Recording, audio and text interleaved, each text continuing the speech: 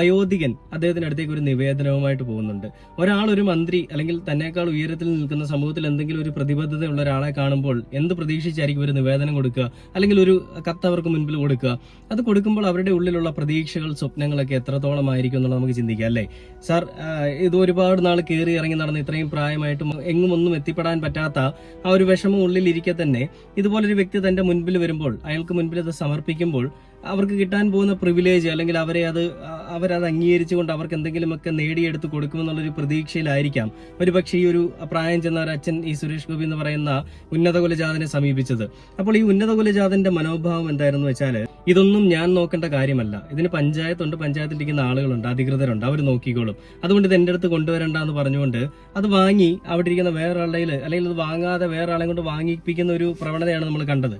അപ്പോൾ അങ്ങനെ ചെയ്തപ്പോൾ ആ നിവേദനവുമായിട്ട് വന്ന അയാളുടെ ഒരു മനസ്സ് എത്രത്തോളം വിഷമിച്ചിട്ടുണ്ടാവും.